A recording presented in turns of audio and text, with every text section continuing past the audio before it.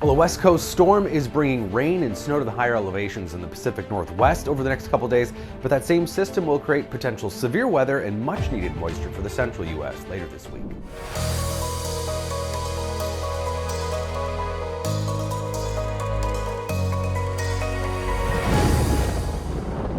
So red flag warnings abound from New Mexico all the way into southwest Minnesota for elevated fire threat today, waiting for that spring green up.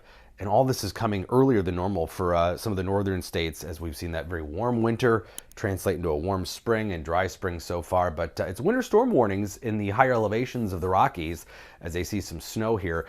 And the drought monitor, just a little reminder of how dry it is in the southwest and central U.S., already setting in, starting the growing season with drought left over largely from last year. And it's going to be warm and sunny for most of the central U.S. today. And little fun fact, all these little spots you see here on radar, those are actually migratory birds, songbirds flying at night and in the early morning hours. But West Coast is about to be hit with some moisture here later today.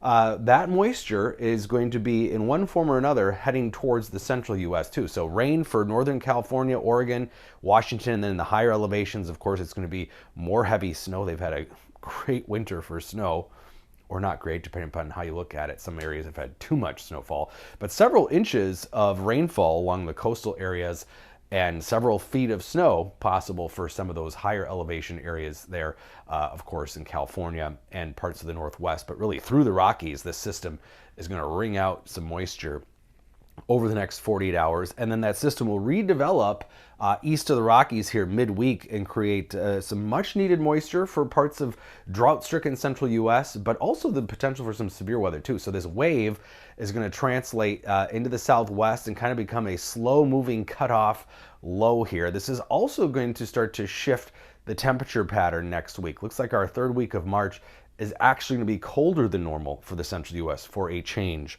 considering the warm pattern we've had. And that system is going to develop rain here, Nebraska into Minnesota, Iowa, potential for thunderstorms all the way to the Gulf of Mexico as we head into the middle and latter part of the week. And then that system will continue to move east, but potential for quite a bit of rainfall in parts of Oklahoma, Arkansas, eastern Texas, but also into drought-stricken parts of Iowa. All of these areas need really moisture, and so this could be some very welcome news. Quiet today, but as we head into tomorrow and Wednesday, as that system approaches and those dew points increase from the Gulf of Mexico, we're going to start to see at least a marginal risk of severe weather. This is just a level 2 out of 5 here as we head into eastern Kansas and Missouri the next couple of days. Very dry air right now, left over from some of the cooler air we've been seeing recently, but those dew points are going to start to creep up across Texas, into Oklahoma, and eventually Missouri and southern Iowa as we head into the middle part of the week. So this will help to create that much needed rainfall for parts of the central U.S., but also the potential for some severe weather. Inevitably, as we increase those dew points, this is going to increase this instability. So from Texas into Kansas and Missouri tomorrow, and then that energy for thunderstorms, that CAPE, convective available potential energy, will start to spread across the whole central and south central U.S. as we head into Wednesday too. So best risk of thunderstorms Tuesday evening will be across Missouri.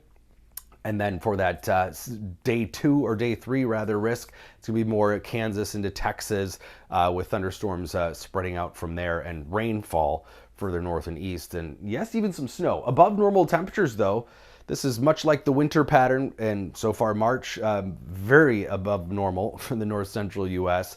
But as that upper level low kind of sits here in the southwest and digs in its heels, this is going to help to prop up this big Pacific ridge, and that's going to start to shift the temperature pattern here across the central U.S. towards a colder than normal setup as we head into next week. So the weekend into midweek next week, below normal temperatures for much of the central, south central U.S., and this will expand through the week to include the northern states too. So we have not seen this in a while. Likelihood of below normal temperatures for the central and eastern U.S. We haven't seen really that kind of a pattern set up since mid-January, and that could mean some bouts of wintry weather too. Snowfall totals into next week, it's looking a little more wintry for the northern states for next week. So winter's not totally done with us just yet, but in the meantime, some much needed moisture and the potential for some severe weather.